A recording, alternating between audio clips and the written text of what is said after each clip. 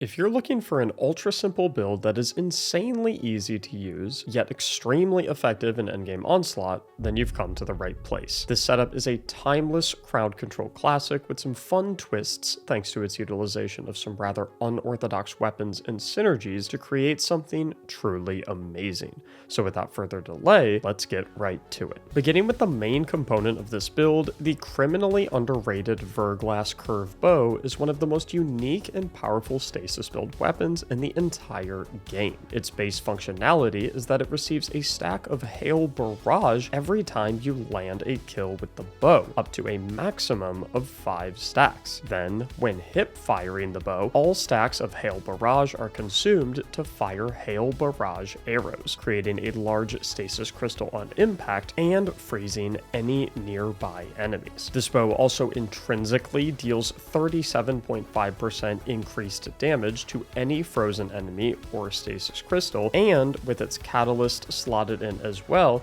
gains a significantly increased draw time boost for 5 seconds when applying freeze or slow to enemies from any source. Now, this bow in and of itself is good, but it's certainly not anything mind-blowing. Where it really becomes borderline overpowered is when it synergizes with some of the fragments and mods coming later in the build. Before we arrive there though, let's first talk about our other base components of this incredible crowd control build, beginning with the Cold Snap Grenade, which upon hitting the ground spawns a seeker that will track to and freeze the closest enemy, after which it will actually then spawn another seeker to do the same thing for a maximum of 3 seekers per Cold Snap Grenade. Alongside this grenade is arguably the best Stasis Warlock exotic armor piece, the Osmiomancy Gloves, which in addition to granting an additional second charge of Cold Snap Grenade, also increases their tracking, travel distance, and refunds grenade energy when hitting or freezing enemies. Specifically, depending on the tier of the enemy, you can receive up to a 50% refund per enemy frozen when dealing with larger foes like bosses, champions, and saboteurs. And what's more is that you can actually take advantage of good grenade aim to refund even more grenade energy, as even though a cold snap can only generate 3 seekers per grenade, granting 3 instances of grenade refund, you can actually get a 4th instance of grenade refund per cold snap grenade in the event that you throw your grenade directly at and hit your target before it falls to the ground and spawns its seekers. However, the grenade energy refund for freezing lower tier enemies is nothing to scoff at either, especially considering that individual seekers can freeze multiple targets like tightly grouped packs of Thrall or explosive shanks and reward multiple instances of grenade refund per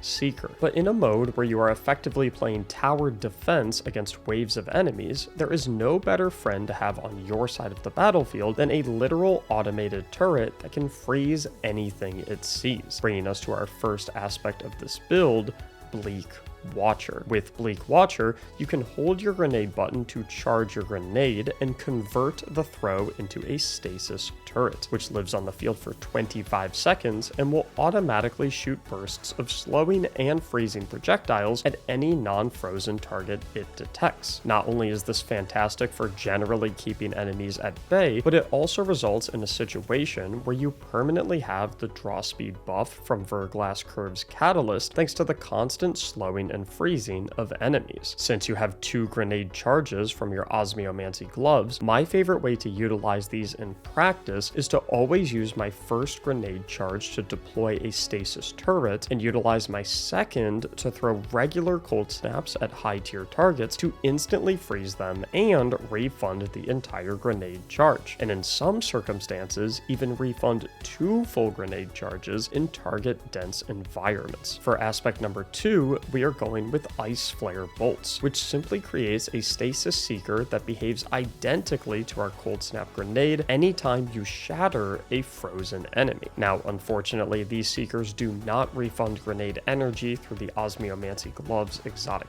perk since their source is not that of a cold snap grenade. However, they still remain incredibly strong for general freezing, shatter damage, and map control. With these two aspects, we are granted 4 fragment slots to occupy, which is where some of the synergies with Verglass Curve that I alluded to earlier begin to show why this build is one of the best horde mode setups out there. Things start off with the Whisper of Chains, which grants an additional 40% damage resistance when being within 10 meters of a frozen enemy or stasis crystal, which, considering that you quite literally fire those out of your bow 24/7, means that you are basically in permanent possession of this damage resistance buff. When the crystals are by enemies, however, you are far more likely to want to destroy them, which is another thing we greatly benefit from with our second fragment, the Whisper of Shards, which upon destroying a stasis crystal grants a bonus 500% increased additional base grenade regeneration rate